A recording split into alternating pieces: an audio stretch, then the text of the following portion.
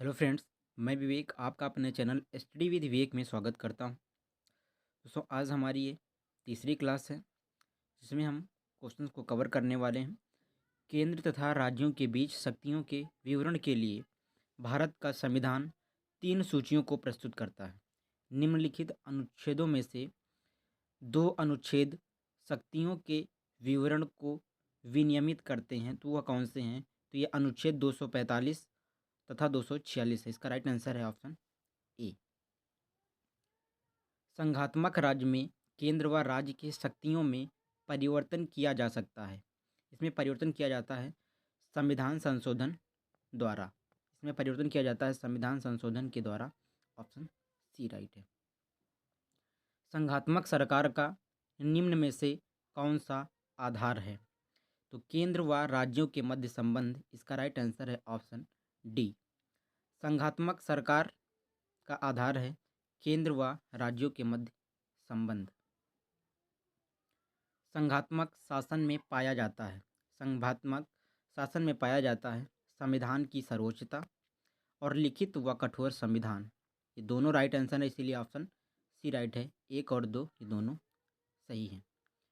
निम्न में से कौन सा एक भारत के संविधान का संघीय लक्षण नहीं है? तो इकहरी नागरिकता ये राइट आंसर है यहाँ पे। निम्न में से कौन सा भारत के संविधान का संघीय लक्षण नहीं है? तो ये इकहरी नागरिकता। इसका राइट आंसर है ऑप्शन सी। निम्नांकित में से किस एक कथन है कि संविधान को संघात्मक के तंग ढांचे में नहीं ढाला जा सकता है?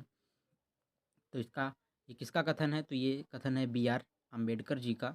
ऑप्शन सी राइट है। भारतीय संघीय व्यवस्था अमेरिकी संघीय व्यवस्था से इस प्रकार से भिन्न है कि भारत की इकहरी नागरिकता है, क्योंकि भारत की इकहरी नागरिकता है। भारतीय संघवाद बल देता है। भारतीय संघवाद ये राष्ट्र की एकता पर बल देता है। राष्ट्र की एकता पर बल देता है भारतीय संघवाद। शून्यकाल का अर्थ क्या है? शून्यकाल का अर्थ है जब कोई अति महत्वपूर्ण विषय चर्चा के लिए उठाया जाए, यही शून्यकाल का अर्थ है। ऑप्शन बी राइट है। लोकसभा में सदस्यों द्वारा निजी विधेयक पेश करने की सूचना अवधि है, तो ये 1 माह की सूचना अवधि है। इसका राइट आंसर है ऑप्शन ए। वर्तमान में लोकसभा निर्वाचन क्षेत्र में इस संख्या में 1971 में कोई परिवर्तन नहीं होगा। इसका राइट आंसर है 543 सदस्यों। वर्तमान में 543 लोकसभा निर्वाचित क्षेत्रों में एक संख्या में 1971 से कोई परिवर्तन नहीं हुआ है। तो 543 से 1971 तक कोई अभी परिवर्तन नहीं हुआ है। संविधान द्वारा विचार की गई लोकसभा की अधिकतम ताकत संख्या कितनी है? संविधान द्वारा विचार की गई लोकसभा की अधिकतम ताकत संख्या 552 है। ऑप्शन सी राइट है यहाँ पर, 552 है। लोकसभा में कितनी सीटें अनुसूचित जाति और अनुसूचित जनजाति के प्रतिनिधियों के लिए आरक्षित हैं? वेरी इंपॉर्टेंट क्वेश्चन हैं। तो ये 131 सीटें हैं जो अनुसूचित जाति और जनजाति के प्रतिनिधियों के लिए आरक्षित हैं। लोकसभा के सदस्यों का कार्यकाल कितने वर्ष का होता है? लोकसभा के सदस्यों का कार्यकाल 5 वर्ष का होता है। यहाँ पे राइट आंसर है ऑप्शन डी। लोकसभा के पहले स्पीकर कौन थे? तो लोकसभा के पहले स्पीकर थे जीबी मौलंकर जी। इसका राइट आंसर है ऑप्शन ए। भारत में निम्न में से किस लोकसभा अध्यक्ष का कुल कार्यकाल सर्वाधिक रहा? सर्वाधिक कार्यकाल डॉक्टर बलराम जाखड़ का रहा। यहाँ पे राइट आंसर है ऑप्शन सी। सर्वाधिक कार्यकाल लोकसभा का जो अध्यक्ष रहे डॉक्टर बलराम जाखड़ जी रहे। उत्तर प्रदेश में कुल कितने लोकसभा संसदीय क्षेत्र हैं? तो उत्तर प्रदेश में लोकसभा की सीटें हैं 80। यहाँ पे राइट आंसर है ऑप्शन सी। अगस्त 2018 से राज्यसभा के अध्यक्ष कौन हैं? तो ये एम वेंकैया नायडू जी हैं।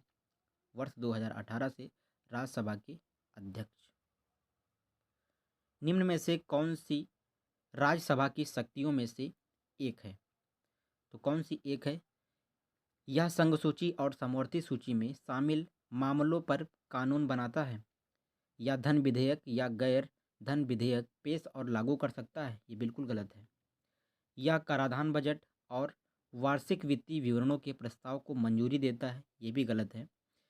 यह गैर धन विधेयकों पर विचार और अनुमोदन कर सकता है तथा धन विधेयकों में संशोधन का सुझाव दे सकता है।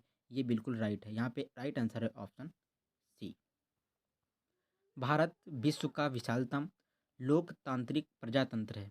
इसकी प्रथम लोकसभा कब आयोजित हुई थी? तो 13 मई 1952 को भारत की प्रथम लोकसभा आयोजित हो गई थी।